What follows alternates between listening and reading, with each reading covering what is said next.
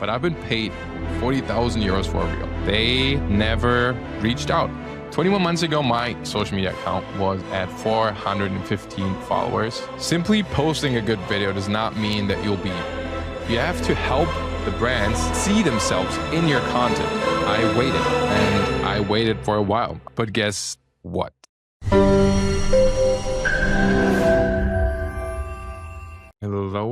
Hello. We're going to talk about something special today, as always. Basically, the topic that we'll talk about today is the goal that a lot of people have, which is, this is, by the way, the exact presentation I used in the webinar. But basically what we want to do is we want to learn how to stand out with your content. We want to know how to get noticed by brands and learn how to close deals successfully. So what I won't talk about is how to go viral using a secret formula and how to make a lot of money overnight, right? That's not the goal. There's no secret sauce for that. And I want you to know that this is not what this webinar is about. This call is for creators who don't have a clear niche or a signature style yet, for creators who don't, whose content isn't attracting brands yet, or for creators who don't have a real system for outreach or closing deals. It's for people that want to develop a clear monetizable creator identity, a signature style, or want to create content that performs and attracts brands consistently. And we want to build systems that land brand deals repeatedly and not randomly. A lot of people want creative freedom, right? That's what I hear the most. We want creative freedom and we want brand projects. But what I've always struggled with and what a lot of people don't want is to just be stuck as being seen as the camera guy, working for low budget client gigs and on low projects. So what I want to show you instead is how to go from creating a random content to creating brand-worthy content that gets you paid. I have some statistics here and I've looked them up to prove my point, because I think this is not something very new to you, but most consumers tend to use social media to keep up with trends, culture moments. That's, I think, nothing new, but 90% of the stuff is being consumed on social media. That means it has a big influence on how people consume their content, meaning that brands obviously see that and they're increasing their budgets on digital channels. So over the years, we can see an increase in budget being spent on social media campaigns. And it's a big difference, right? Because it's becoming more and more important, meaning brands will spend more and more money on it. In addition to that, we're also seeing an increase in the amount of money that's being spent on single creator campaigns, meaning budget being invested into influencers and unique people by agencies. Agencies nowadays do not a lot more than just picking out the right creators for the right campaign. And those budgets are also increasing. As the marketing costs and marketing budgets are increasing, the money being spent on individuals is also increasing. So what does that mean for us? It means that it's never been more important to stand out as a creator and to be unique. I think you already know who I am, but again, this is the slide that I used in the webinar. I'm just gonna go through the whole thing. 21 months ago, my social media account was at 415 followers, exactly 21 months ago, actually. And I was also working brand deal jobs, low paying budget client jobs. I was the camera guy. I was filming videos for a living. Basically did what I think a lot of people nowadays do for their living, to pay their rent. And I think you know this by now, but again, this is the same presentation. Now I am at a point where I got to work with a lot of cool brands. I get to create the videos I love. I get to create the stuff that I love and make a good living and a good career with it.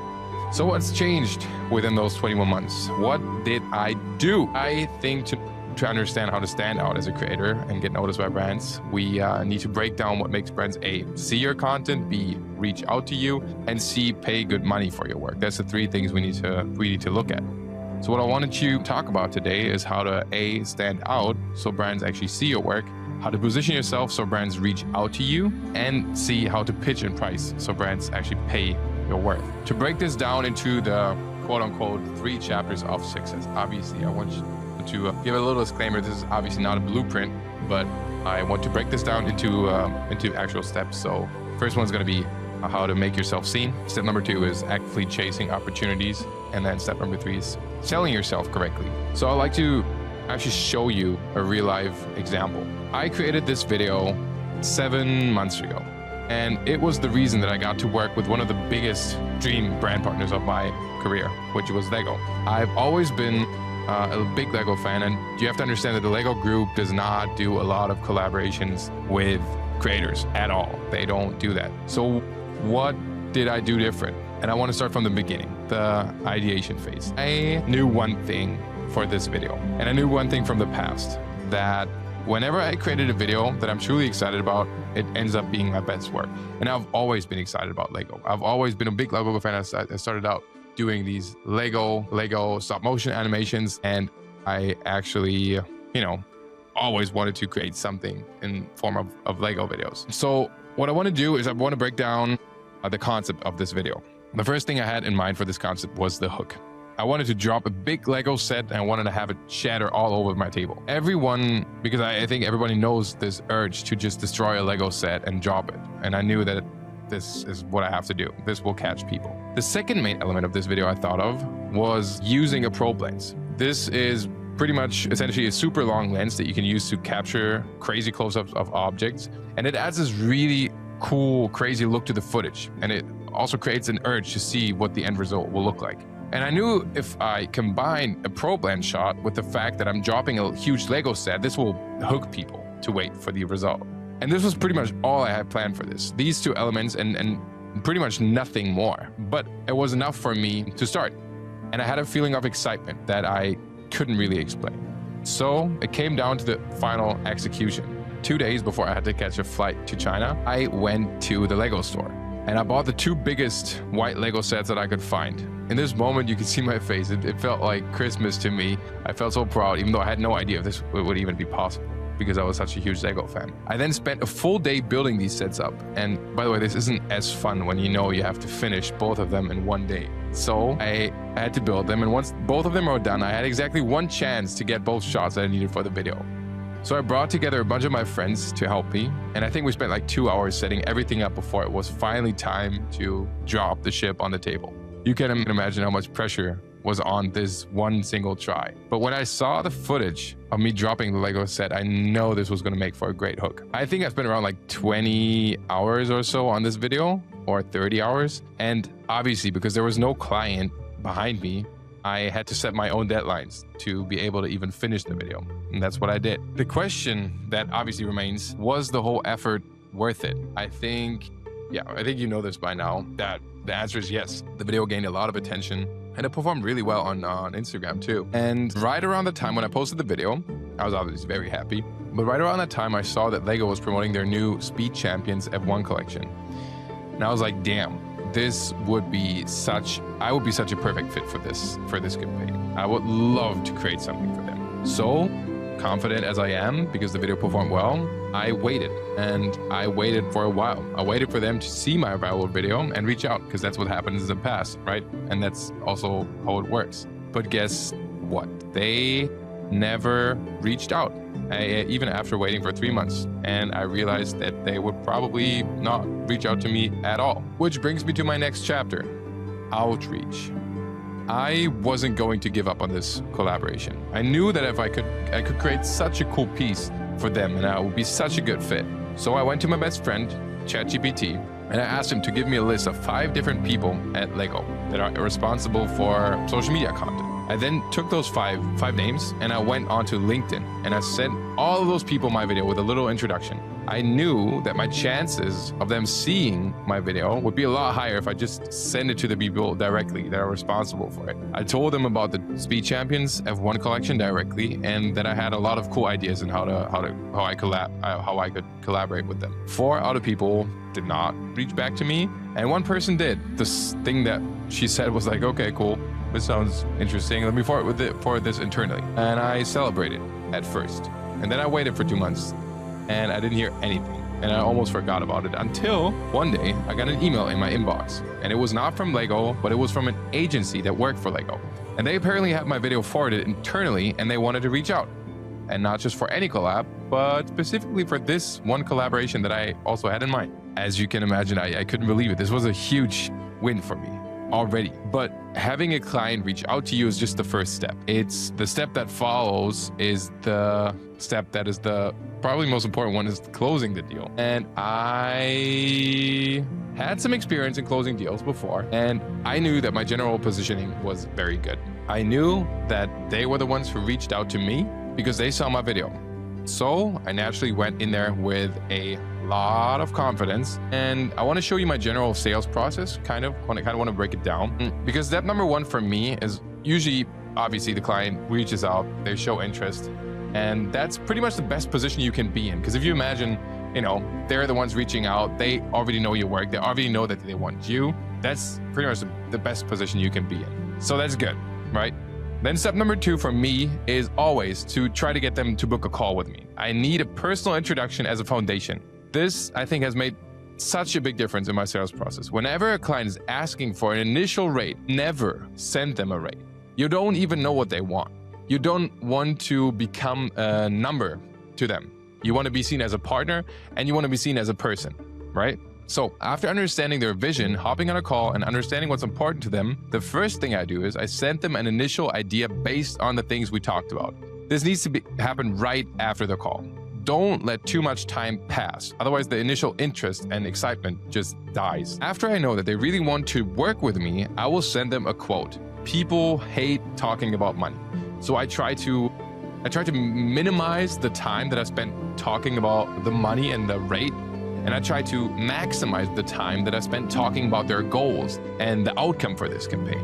Step number 4 for me is, I think this has made the biggest difference in terms of closing deals. And it sounds really simple, but making sure that I follow up on my emails if they don't reply. That's so important, especially in the first stage of contact. I think with this specific project, I had to follow up like 3 times until I finally got a reply.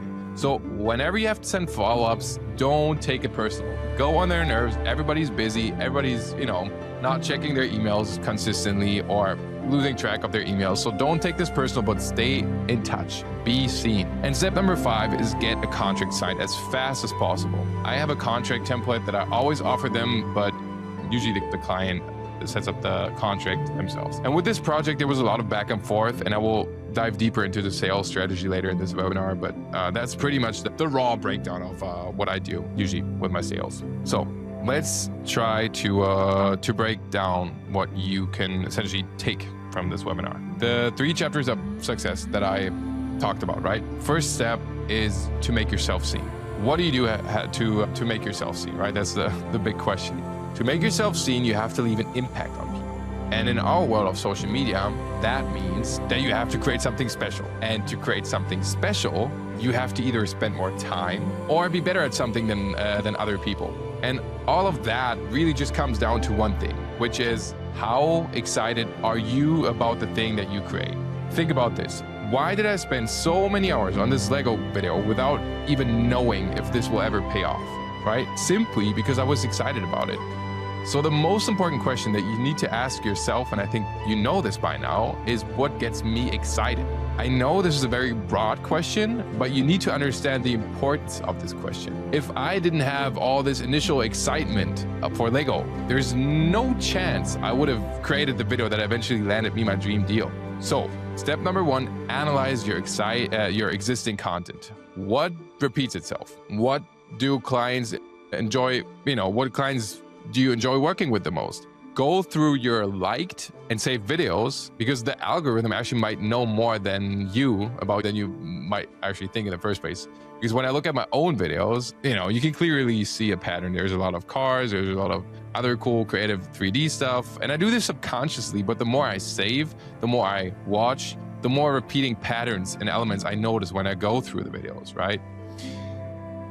The first task for you right now is to write down 3 things that get you excited. They don't have to be related or have anything to do with each other. If I look at myself, for an example, the 3 things that get me excited, or 3 of the things that get me excited, are perspective and scale. I like to play with different perspectives, unique camera angles. That's the second thing.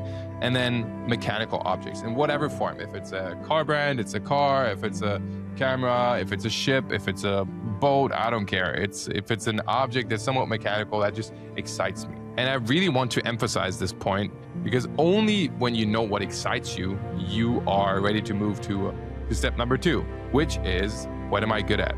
Asking yourself and analyzing your strengths. What comes natural to me? When you ask people what they specifically like about your videos, what do they say most of the time? Sometimes it's really hard to see for yourself, but getting an outside perspective usually helps a lot with this. So collect that feedback, ask 3 people, write down 3 different things. What repeats itself? And then step number 3 is finding your niche. And I know I've had a lot of talks with a lot of different people, done a lot of videos about this specific topic, finding your niche, but there's still a big misconception because people think that finding your niche or niching down means that you're limiting yourself to certain clients or to certain projects, which is definitely not the case.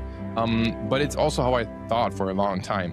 After I posted my first viral reel, I felt stuck with being seen as the car transformation guy. You know, this Mercedes transformation video, and I felt super limited with all of with the stuff that people thought of me, the stuff that people thought I could create, and I just felt like people had this image of me as being seen as the car transformation guy.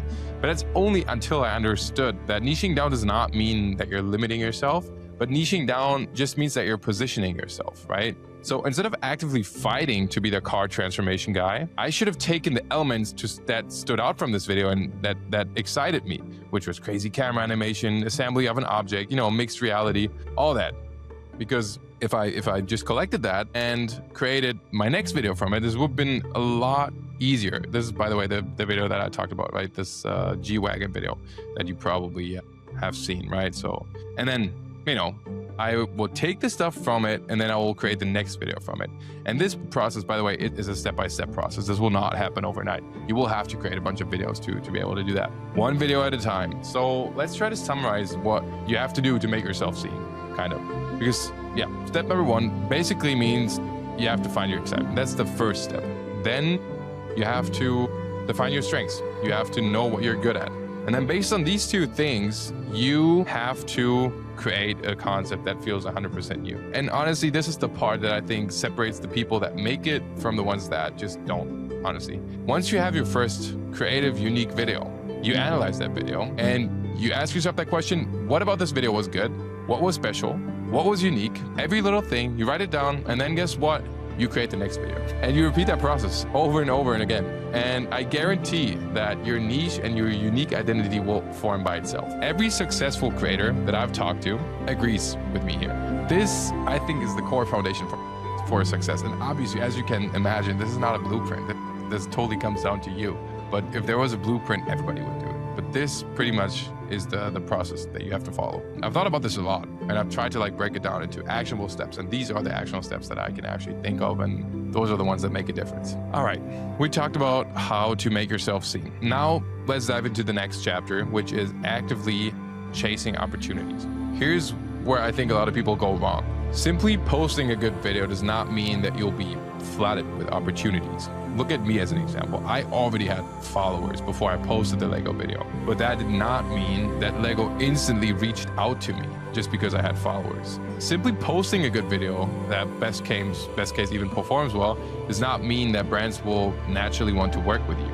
Brands need to see themselves in your content, and only then they will work with you. So what does that mean for you or for us? You have to help the brands see themselves in your content.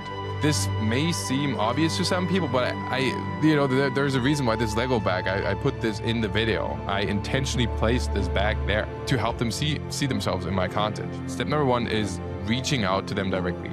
And you know what you may think. Why should a brand like this see my message or even reply to me? And here's what you need to understand. All these brands and agencies, they spend a lot of money on people whose only job it is to look for new talents. So if you find these exact people, which you can do with the help of ChatGPT, for an example, and you address them directly, the chances of them seeing your content are so much higher. And here's also another tip. A lot of the big brands work through agencies. So to maximize your chances even more, you should also reach out to the agencies, right? Instead of just reaching out to the brand. I look back, for an example, I should have done that instead of just reaching out to the people from Lego. I should have found the agency and I should have reached out to the agency directly. And before you reach out, this is important. Before you reach out, make sure you have a pitch deck. Make sure you have a media kit. Brands need to see proof before they want to work with you. So by getting a pitch deck that speaks for you, you're maximizing your chances of them trusting you even more. And as a little gift, I think I've also sent this out via email, but I've actually given this out as a template so you can look at it for yourself. Yeah, let's summarize what we've learned so far. A video that is very unique and very true to your own style. We've created this, right? This is our first task. We create a video that is very unique and true to our own style. We also have a clear strategy to put ourselves into the pit and pitch our videos and skills to brands, which we can do by just posting a video organically, or we can actively do by looking up the responsible people and pitching ourselves by having a pitch deck in place, by coming up with that idea, by looking at their strategy and then, suggesting certain things to them. That's what we've done so far. What we're missing though is we don't have a solid understanding of how to approach the sales process. We also don't have a clear pricing structure for our creativity.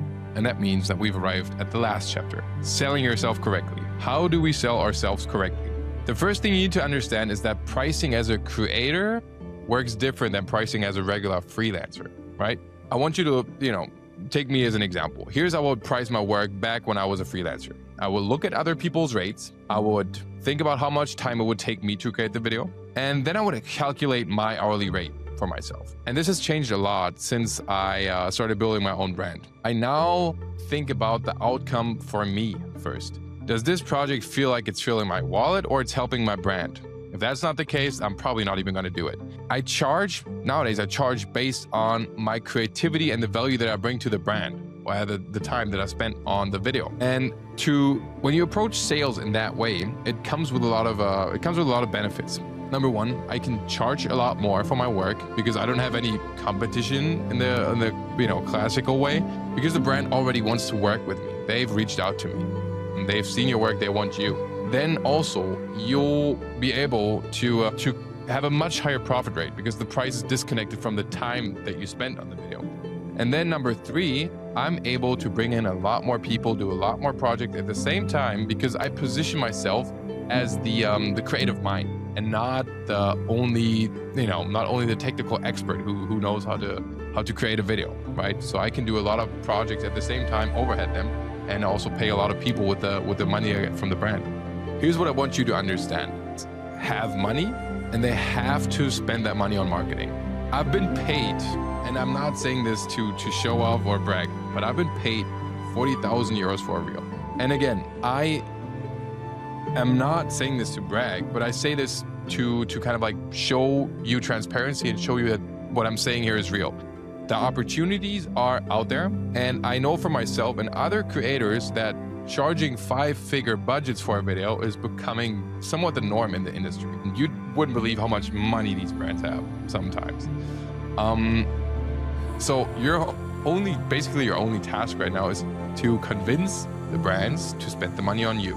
And that's something, ladies and gentlemen, that's way easier said than done. But the true actionable steps that you can take right now is to create that video, create that pitch deck, walk into that sales process with confidence, and know that they probably have the money, and pitch the value to them. Okay, this was pretty much it. So let's summarize what we've learned so far. Number one, visibility starts with you. Create your first video based on your excitement and your unique strengths. Brands won't find you unless you show them where to look. Help them see themselves in your content. Actively reach out to them. And number three, you don't get paid for the video. You get paid for the value your creativity generates. If they see the value, they are probably going to be willing to spend, a lot of money on it, no matter how much time it takes you to create it. All right, that's a quick summary of what it is that we talked about in the webinar. And that's also the topic that I wanted to talk about in today's creators call. Awesome. Thank you so much for joining in, guys. I'll see you next week or in the community. Yeah. And if you're excited and interested about the event, then make sure to check it out and book your call. All right. I'll see you next week, guys. Thank you so much.